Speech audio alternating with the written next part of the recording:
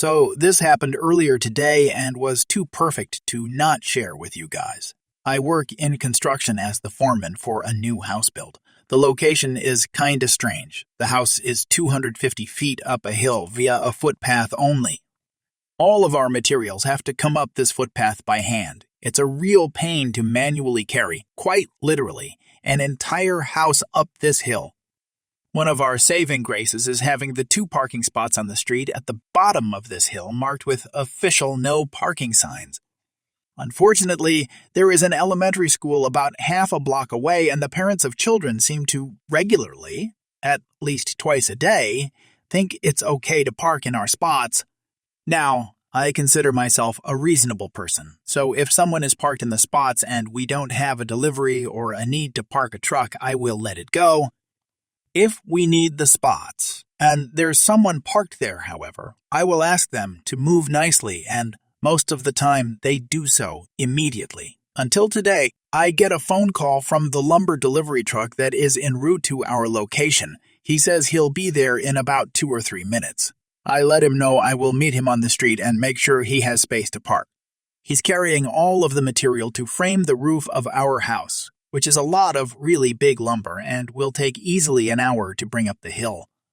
So naturally, I didn't want him parked in the middle of the street with his hazards on for an hour when we have a perfectly good parking spot for him. As I begin my trip down the hill, I notice there is a school parent sitting in her car idling, assuming she's just waiting to pick up her child. I walk up to her car and politely let her know that she is parked in a no parking zone and we really need her to clear it to park a delivery truck. She scoffs at me and rudely states back, "I'll just be a few minutes and your truck isn't here. Take a chill pill, dude." Before I can respond, a giant lumber truck comes around the corner and I wave to him and then gesture towards him to the woman in the car who has now put her window back up to ignore me. I put on my best customer service smile and wave at her through the window. She puts it down halfway and angrily shouts, "What?" By now, the truck has pulled up alongside her car, and I politely ask her again, with a stronger tone of voice, to move her vehicle, reminding her that she is illegally parked in a tow-away zone. Then she gives me this wonderful idea. She says, "Can't you guys just unload around me?" Uck, it's not that hard. I give her another smile and walk away, a brilliant plan forming in my head. I instruct the delivery driver to park as closely to her as possible and block her in with the porta potty that is at one end of our reserved spots and the parked car that is parked just adjacent to our spots on the other end. He smiles because he immediately gets what I'm trying to do and proceeds to expertly block this lady and her car into a little 2-parking spot jail. We unstrap the lumber and my guys begin humping material up the hill. Meanwhile, I call the police parking enforcement to let them know the situation. At this point in time, I wasn't trying to get her in trouble. I just wanted a record of why we were blocking part of the street so we don't get in trouble with the city. The very friendly traffic officer lets me know that she can be there in about 30 minutes and deal with the situation for me. Wonderful. As we continue to unload lumber, the child of the parent shows up, and wouldn't you know it, Mom is just now realizing that the lumber truck is parked so close she can't get out of her driver door to meet her kid.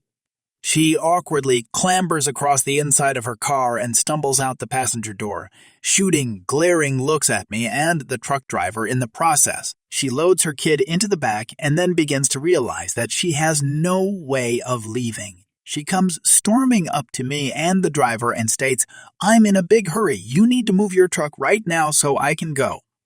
Before I can respond, the driver gets a grin on his face and says, "Ma'am, in order to unload the lumber on the truck, we had to unstrap it, and per our company policy, I'm not allowed to move the truck with any unsecured load on it. Sorry."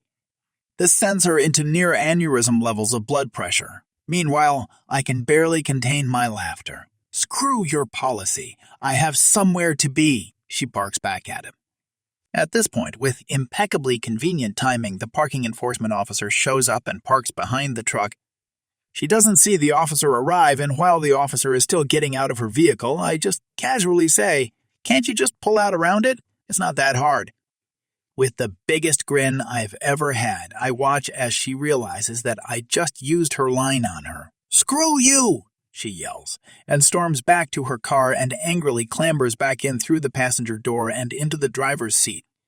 At this point, the officer is walking up to myself and the driver before she can even introduce herself. The mom in the car slams it into reverse and stomps on the gas, crashing into our porta potty and knocking it over, and then throws the car into drive and tries to mount the curb and drive on the sidewalk. The officer, driver, and I are staring in disbelief as she gets halfway over the curb and gets stuck. I can hear her screaming obscenities over the idling truck from inside her car. The officer promptly walks up to the door of the car and orders her out. My favorite part of the entire thing is watching her face go into shock as she realized she just did all of that in front of a police officer. She gets slapped in cuffs as the parking officer calls for a second unit, and she is promptly sat on the very curb she tried to drive over. She sits on the curb yelling to the now two officers about how we told her she could stay there and that we never asked her to move. The traffic officer responds that she was the one who was originally called when she first refused to move and that she already knows what's going on. While myself and the driver are giving a report to the second officer, my guys finish moving the remainder of the lumbar and the driver finishes his statement and takes off to go back to the yard. By the end of the ordeal, she was arrested, charged with child endangerment. Her kid was in the back of the car the whole time. Reckless driving, destruction of property, the porta potty, and driving on a suspended license. On top of all that, she also got her car towed. The kid went home with his grandma, and she went to spend some quality time in a cell. I never expected her to actually heed my advice to just pull out around it, but I think next time she'll probably think twice about parking in a tow-away zone if she ever gets a license again. So for my old job, I was a forklift mechanic. I started off in our shop. Bad driving record kept me from starting in a service van. I had been looking to buy a house, and once my boss got wind of it, he said, "Hey, you should move out west so we have a van out there." We had several large customers 2-3 hours from our shop that were being serviced by techs that would drive out and back each day.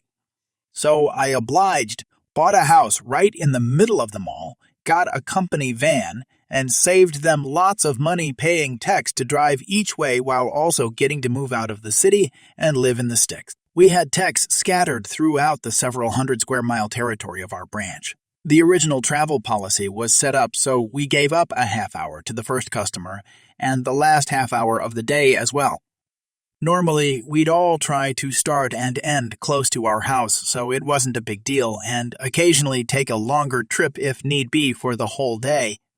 One of our biggest customers was an hour drive each way, so I'd spend 12 hours there, including unpaid lunch, travel to and from the customer. I'd get paid for 13 hours while being gone for 15 and a half hours. Getting 12 hours of on-site work before the move, our company would pay someone 2.5 hours each way and put an extra 140 miles on their service van to do so. Having techs spread out was efficient.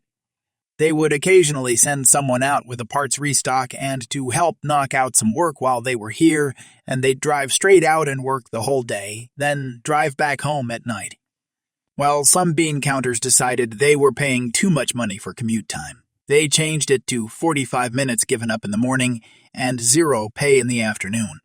For most techs, it didn't change much, but for the handful of us that were the most remote, it meant we'd lose 5-10 hours of pay each week. It caused an outrage. But of course, the company said too bad, so here's where we started complying. I had a customer that was 15 minutes away to the north. They had a lot of trucks that required monthly service for whatever dumb reason they decided to pick that interval. Most of them were backup units that only moved if they were in the way or when I serviced them. So I'd start my day there, do the 45-minute check on a truck that was in the same spot it was last time I checked it, then drive back past my house to the customer, wasting a solid half hour of the day driving extra, and then repeat in the afternoon. We all did this, and our efficiency dropped. Now, instead of changing the rule to not suck, they started writing us up. Eventually, we all started quitting. I pursued my side hobby and turned it into a business. Ended up renting a shop next to the biggest customer we had out here and got to see 2 vans parked there almost every day from the main branch. I laughed, knowing how much they were wasting sending them both out almost daily. Several of my old customers would see me around town and say, "Man, I wish you hadn't quit. We're switching companies now because the new tech sucks. Good job, bean counters."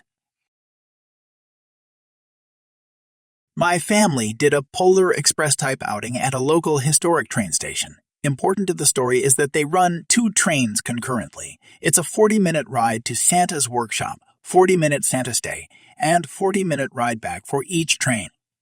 My family had 8 seats, 20 through 27. The seats were benches and, unfortunately, seats 19 and 20 were on one bench and subsequently seats 27 and 28 were on a bench. Luckily, the train wasn't full, though. No one grabbed seat 28, so we claimed it and abandoned seat 20 for the ride to Santa's workshop without issue. Seats 17, 20 remained open the entire ride there. We boarded for the train ride back and did the same. That's when Karen boarded with a friend and 4 kids, marched right over to us and said, "I think these are our seats." Assuming she had split seats, including seat 28, we asked for her seat numbers, hoping she would be amenable to swapping our seat 20 for her seat 28. Boy, were we wrong. She refused throughout to show us her tickets, but claimed to have seats 17, 22. We showed her our seat tickets and asked if she boarded the wrong train car, explaining those seats were open the entire ride down. She exclaimed, "Well, that's because we missed the train down here. Those are still our seats." Being a logical person, I asked Karen how she got to Santa's workshop after missing the train. She never answered the question, but exclaimed, "This will just have to do," as she directed her group into the open seats, pulling aside her youngest kid and forcing him to stand with her. She then proceeded to evil eye our group for the 40-minute ride back to the station, muttering about how she can't believe we're making a 7-year-old stand for the entire ride. Where's their Christmas spirit? Don't see why they can't hold their kids, etc. When the conductor walked by, she huffed we had to stand because there's not enough seats. The conductor nonchalantly said, "That's fine, you can stand." This piqued my interest, so after departure I asked the conductor what was up with her. Turns out Karen's group overstayed at Santa's workshop and missed their original train back. She was directed to our train car because the conductor knew there were some open seats there. Karen literally thought she would get the same seat numbers she rode in on and was apparently completely dismayed to find out she might have to squeeze 3 to a bench.